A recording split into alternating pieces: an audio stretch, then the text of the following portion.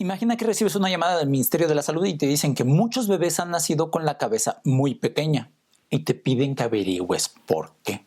Estás en tu primera semana de trabajo y vas a realizar unas guardias de maternidad.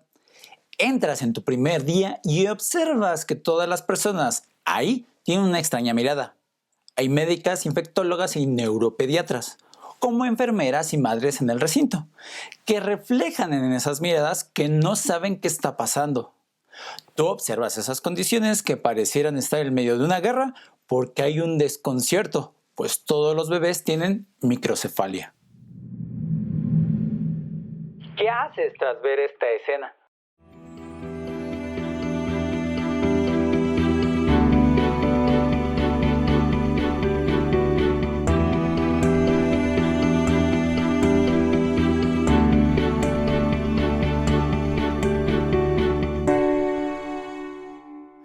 Pues para la doctora Celina Turchi Martelli se transformó en un reto que le costó convertirse en jefa del equipo Microencephaly Epidemic Research Group. Y para nosotros, héroes quienes probaron la hipótesis sobre la asociación entre el virus Zika y la condición de la microcefalia en Brasil, y que posteriormente se expandió a todo el continente para entonces llamarse epidemia en los años 2015 y 2016. Imagínate una epidemia que no mataría a personas a corto plazo, pero sí deterioraría las vidas de los infectados y de sus familiares de por vida, pues el desgaste que conlleva esa enfermedad es fuerte y no deseable para los que buscan una buena calidad de vida, pues tan solo en 5 países les decían a sus mujeres, por favor pospongan sus planes para tener hijos a futuro. En ese 2015 se empezaba un brote de 1.500 casos y casi 900 muertes por dengue. Agrégale el chikungunya. Era mortal, pues al poco tiempo se veía el nacimiento de bebés con cerebros pequeños. Aquí viene la alarma, porque lo normal era ver de 9 a 10 casos por año, pero pasar a tener de 30 a 40 casos por semana, 4 o 5 por día, era la alarma de epidemia. Tan solo imagínate que había 4.000 niños con microcefalia sin todavía conocer por qué se les presentaba. No le tocó a la investigadora Celina Turchi y su equipo más que testear la hipótesis de la relación de la microcefalia con los larvicidas que se usaban para combatir al mosquito Aedes aegypti, quien provoca el virus del Zika. Y es que en la observación te das cuenta que los bebés con malformaciones nacieron alrededor de los 6 meses después de la gran epidemia del Zika. O sea, había una contigüidad temporal, por lo que el equipo hizo un estudio caso control para comparar a los recién nacidos con y sin microcefalia, observando que los primeros tenían el virus. Con eso dan con el descubrimiento de que el virus Zika incubado en mujeres influía en la falta de desarrollo craneal del feto. Varios médicos se acercaban para trabajar en algo que era como un incendio y que cada quien tomaba una cubeta con agua para hacer lo que podía. Tanto como el doctor Gubbio Soares y la doctora Silvia Sardi estaban seguros que el Zika provocaba esas malformaciones. Así la doctora Adriana Meló también había extraído líquido amniótico de una mujer embarazada que estaba infectada por el virus del Zika. También examinó 2 casos de muerte fetal en tejido cerebral y encontró daños por el mismo virus. Por otro lado, el equipo de Andrea Gamarnik publicaron su hallazgo de cómo una proteína del dengue interactúa con la maquinaria del proceso por el cual un gen puede dirigir la síntesis de varias proteínas diferentes, y de esa forma se frena la respuesta antiviral de la célula para que el virus pueda replicarse eficientemente. Extrapolarlo al Zika, que puede provocarse por vía sexual y vertical, de madre a hijo a través de la placenta, no era muy difícil concebir la relación. Aunque para el dengue, la fiebre o hemorragia son los signos visibles. Para el Zika no, porque su terrible síndrome congénito, que incluye microcefalia y un cúmulo de trastornos neurológicos, es poco visible. Virólogos como Pedro Vasconcelos también pusieron manos a la obra, como el aislar el virus partiendo de diversos tejidos de un bebé que nació con microcefalia y que falleció poco después del parto. Asimismo, el trabajo neurocientífico coordinado de Steven Rehn y Patricia Garcés permitió por comprobar que el virus prefería invadir y matar a los progenitores neurales, las famosas células madre, que son las precursoras de las neuronas y de las células glía, que conforman todo el tejido nervioso. Y utilizando copias del virus producidas en los laboratorios, datos compartidos de otros científicos trabajando a tope, se inocularon una variedad de virus del Zika en ratones hembras preñadas, Observaron que el virus atravesó la placenta de las hembras de un linaje más susceptible a infecciones virales y perjudicó el desarrollo de las crías. O sea, esos ratones bebés nacían con menos peso, con un cerebro más pequeño y con daños similares a los observados en bebés humanos. Al juntar todas esas investigaciones, todos esos resultados, todos esos datos, toda esa información y todo ese conocimiento, los investigadores crearon la vacuna contra el Zika. Y se logró entender esa relación entre picadura de un mosquito con una enfermedad llamada Zika y malformación cerebral. Se empezaron a realizar los ensayos clínicos en seres humanos de dos compuestos que constituyen posibles vacunas y que se muestran eficaces. Se requiere de años hasta que estén disponibles para su aplicación en la población. Aún así, gracias a todo ese trabajo de aquellos héroes, la OMS lo divulgó en un informe en el cual se afirmaba que existía un fuerte consenso científico que apuntaba que el virus del Zika causaba microcefalia. Y no solamente eso, sino el síndrome de Guillain-Barré. ¿Por qué no nos alarma un virus que provoca una enfermedad que va deteriorando la vida a comparación de otro virus que mata en menor tiempo? Independientemente de tener contagio por el virus del Zika, que consiste en que tengas fiebre, erupciones cutáneas, conjuntivitis, dolor muscular y articular, con una duración de 2 a 7 días, y eso si no eres asintomático, porque si lo eres y que seas futura madre, el virus puede transmitirse atravesando la placenta e infectando el líquido amniótico. Y bueno, tú sigues viva, pero a diferencia, tu hijo nacerá con microcefalia. Ya tan solo imagínate que vivas con convulsiones, con problemas del habla, como no puedas sentarte, pararte o simplemente caminar. Agrégale que tengas una discapacidad intelectual, porque tienes obviamente una disminución en la capacidad para aprender, y eso te limita a ser funcional en la vida diaria, sin minimizar cosas simples como un inadecuado movimiento o equilibrio. Pero que ni puedas alimentarte bien por la dificultad de no poder tragar, pues si vas teniendo un cuadro no adaptativo. O velo en otro escenario. Tú siendo médico que te haga la pregunta a una madre que percibe la normalidad de su hijo, oiga doctor, su cabeza va a crecer, ¿cierto? ¿Qué le dices?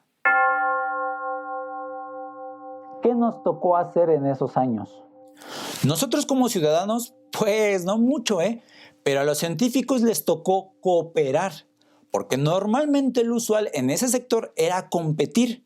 Pero gracias a la demanda social por parte de los funcionarios públicos que pedían respuestas a las condiciones en las que se encontraban, lo mejor fue apoyarse unos a otros para buscar explicaciones de lo que estaba pasando, en medida de que conocieran el trabajo en equipo en menos tiempo y con mayor rapidez, compartiendo datos o protocolos de investigación y aprender nuevos procedimientos de otros colegas. Desde el comienzo de la epidemia avanzó el conocimiento sobre el virus, especialmente respecto a su biología y su interacción con los mamíferos. Pero para que te des una idea, tan solo en 2016 se produjo más información sobre el virus del Zika que toda la que se había acumulado en las 6 décadas anteriores. ¿Qué sabemos ahora gracias a eso? Protegerse de las picaduras de los mosquitos ahora es más vital. Mira, si fuiste picado por un mosquito, sería bueno identificarlo. No todos son del género como el Aedes aegypti, que es el transmisor común. Es como cuando te pica una araña o te ataca una serpiente. Debes aprender a diferenciarlos. Debes de guardar reposo, beber hartos líquidos y, si los síntomas empeoran, ir al médico. También puedes tener cuidado con tus relaciones sexuales, que eso debería de ser siempre. Las consecuencias son que el virus del Zika persiste en el semen de los varones infectados por 4 o hasta 5 meses, a diferencia del dengue, que solo dura unos días en la sangre. Por otra parte, lo importante es la colaboración humana, que debe de existir, pues al tener una amenaza en común, es considerable su ataque con todas las cualidades que poseamos cada uno. Eso amerita conocimiento. Por tanto, si el trabajo interdisciplinario por varios expertos de la ciencia nos demostró que pueden limar sus asperezas como sus diferencias para llegar a lo que antes no se sabía, o sea, si te perdiste la relación del virus del Zika con la microcefalia, eso es lo importante, pues ese virus no provoca la muerte instantánea o a corto plazo, provoca una malformación que puede no ser deseable en alguien que vamos a querer. Mira, para que entiendas un poquito acerca de esta noticia asombrosa, es que obtener la verdad ante una sospecha de un virus que provoca microcefalia, el trabajo que se hizo fue sorprendente. La caracterización del síndrome que se le atribuye pasó por un tiempo relativamente corto en términos de investigación científica, pues es una actividad del humano que va más bien lenta. Obviamente, signado por la disponibilidad de recursos económicos, o sea, el interés por los inversionistas en el tiempo costo-beneficio y o de la infraestructura para la realización de tales experimentos. Y todo eso es lo que tiene que pasar con COVID-19.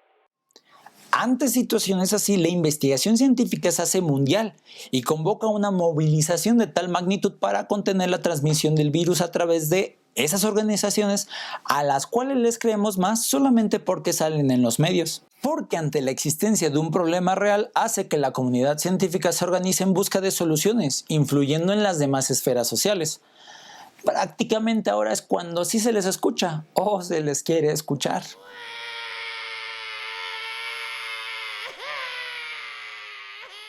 ¿Ya sabemos cómo podemos prevenirlo? Pues en México, como en muchas partes del mundo y en muchas personas, no somos buenos previniendo.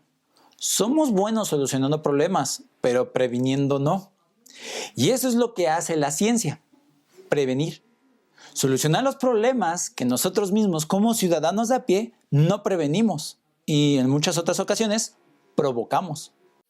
Y es que mira, como no nos interesa invertir en la ciencia porque somos ignorantes o simplemente no creemos en la ciencia y a veces hasta en la lógica, pues tenemos como ejemplo los resultados de los antivacunas con sus propios hijos. Tan solo en el 2017 el sarampión provocado por un virus mató a más de 100,000 niños. Y se dice fácil, pero tú que tratas solamente con 2 o 3 niños en tu casa para que no enfermen entre sí o que tengas que cuidarlos para que no se mueran, ahora imagínate meter a 100,000 niños en tu casa para cuidarlos y que no se mueran en el intento. Ya no es tan fácil, ¿verdad? Y como otro ejemplo mayor, Peter Hotz, científico pediatra y defensor estadounidense en los campos de salud global, la vacunación y el descuido control de enfermedades tropicales, empezó a desarrollar una vacuna para luchar contra el coronavirus después de la epidemia del SARS. Pero a pesar de las epidemias vistas por ese virus, las farmacéuticas no estuvieron interesadas en encontrar una vacuna contra el coronavirus, pues había una enorme falta de predisposición a invertir en el proyecto. El no prevenir lamenta.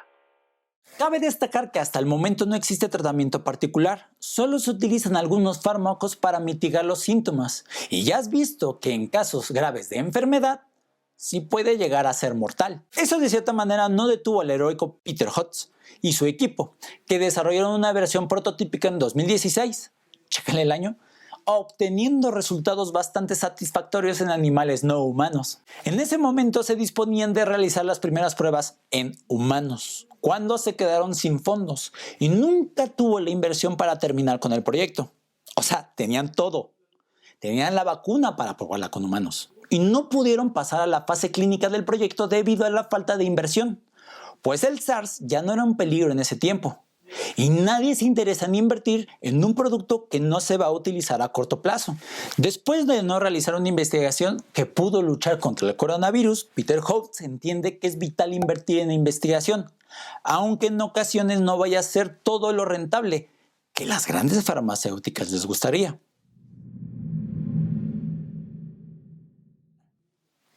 La pregunta es, ¿nosotros lo entendemos? ¿O necesitamos tener a toda una generación con deficiencias neurológicas para entender?